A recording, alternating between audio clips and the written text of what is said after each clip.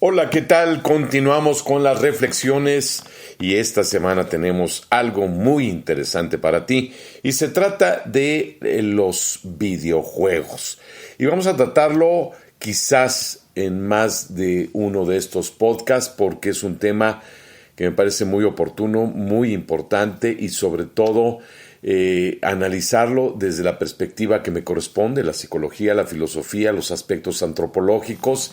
Y fíjate que tengo una muy buena noticia para aquellos que son videojugadores. Primero tengo que confesar que yo he sido videojugador, entonces no puedo más que hablar de mi experiencia personal y viendo lo que es la realidad de la trayectoria de muchos años de estar jugando videojuegos y de estar desarrollando muchas capacidades para entender las ventajas y los beneficios que nos dan los videojuegos. Entonces vamos a entrar de lleno con el tema y es muy común que un papá y una mamá se acerquen a mí y me digan: doctor, mi hijo se la pasa en los videojuegos y se los he castigado, se los he quitado porque está perdiendo el tiempo, no le sirven de nada y es algo que finalmente le está obstruyendo a que haga otras actividades que me parece, dicen los papás,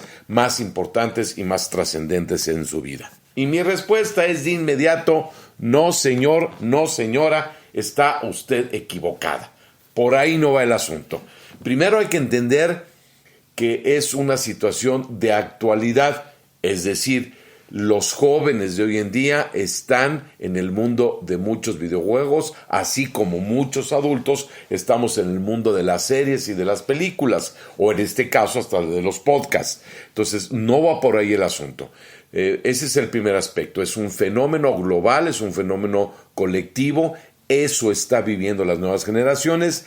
Y sports, es decir, todo lo que pasa en la realidad virtual, en donde la selectividad de los juegos y con las distintas plataformas, sea Xbox, sea PS4 o sea las de Nintendo, o sea, hay muchas opciones para que tu hijo ya no solo use una plataforma, sino también o lo haga directamente a la computadora o incluso hoy en día en el sistema Apple o Android pueda estar jugando en su tablet con multitud de videojuegos que son verdaderamente interesantes, atractivos, muy seductores y finalmente, pues obviamente nos atrapan muchas horas porque es tan emocionante, tan interesante, pues que no es fácil dejarlos.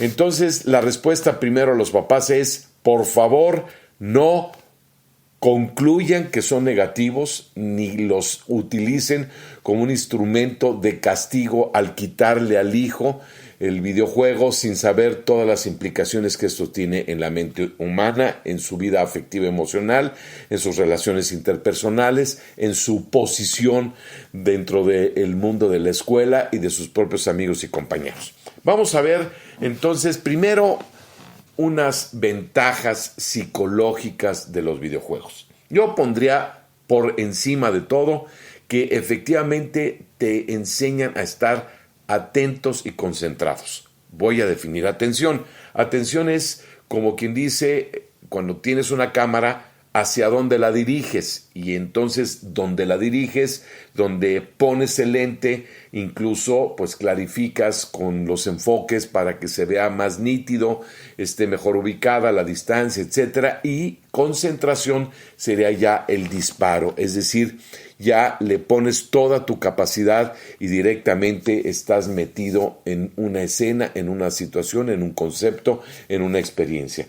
Entonces, los sentidos los ponemos de tal forma en un cierto objeto, en una cierta dirección, que eso permite que yo después me pueda concentrar.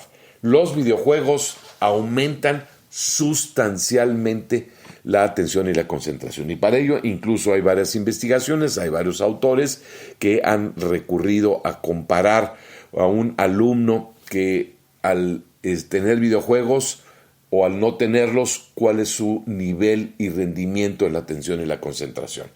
Y claro, sí tiene un aspecto que hay que reconocerlo. Los videojuegos son tan altamente interesantes y atractivos que se aumenta la exigencia del chico, del alumno, del joven, de la persona, hacia directamente rechazar actividades que no son del exigente nivel atractivo que sí tienen los videojuegos. ¿A qué me refiero? Que obviamente las clases, que obviamente otras actividades académicas, culturales, no le llegan ni tantito a los elevados niveles de interés y de atracción que tienen los videojuegos. Sí aumenta la atención y la concentración, pero al mismo tiempo el interés por este tipo de segmento de actividades humanas pues lleva a que finalmente sean mucho más atractivos que cualquier otra cosa que le puedas poner a tu hijo, al niño. Entonces esto hace difícil que le pongan atención a otras cosas y que estén deseosos de otras actividades, porque la verdad sí son muy atractivos y muy interesantes.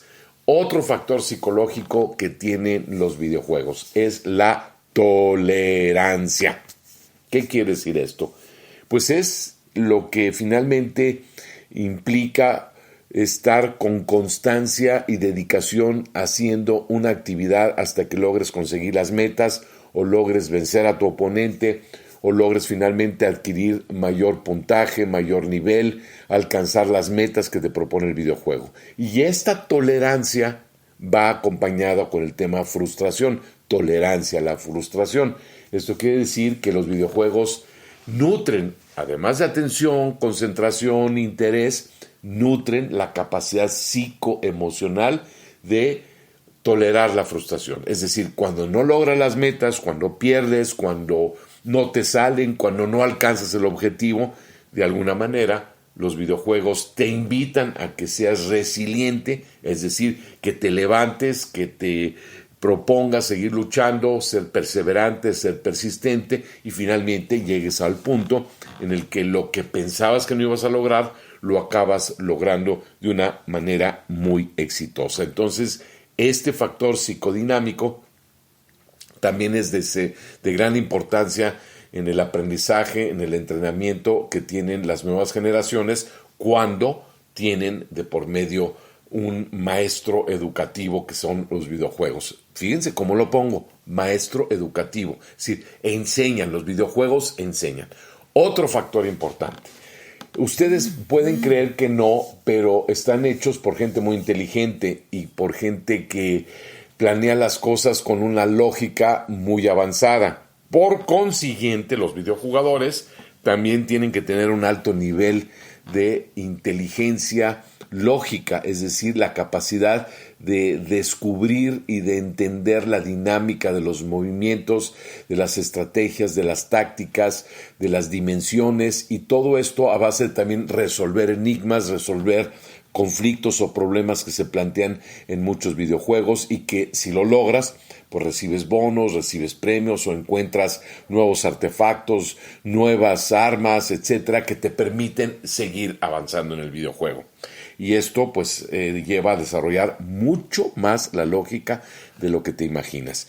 Muchas gentes argumentaban en los siglos anteriores que enseñar matemáticas no era tanto solo por la ciencia como tal, sino porque enseñaba a los niños y a los adolescentes, junto con la geometría y la música, a ordenar las ideas, a poner una secuencia correcta, a poder resolver problemas que tuvieran que ver con ecuaciones, con vamos a decir, con sumas, restas, multiplicaciones, divisiones, y que todo esto permitía tener un orden mental, un orden lógico. Así que también los videojuegos tienen una lógica, se desarrollan en escenarios y en situaciones en donde hay que resolver problemas. Entonces el videojugador es un sujeto que resuelve dificultades y resuelve problemas con manejos adecuados de tolerancia a la frustración y que además lo mantienen atento, concentrado, bien consciente, bien dirigido, bien entretenido en lo que tiene que hacer para poder resolver lo que le está planteando el videojuego. Bueno, lo vamos a dejar aquí. este primer episodio de los videojuegos y las ventajas, y claro, también en su momento dado veremos algunos peligros, algunas desventajas. Acompáñanos en el próximo programa, le llamaremos Videojuegos número 2. Gracias por esta atención y acompáñanos en el siguiente programa.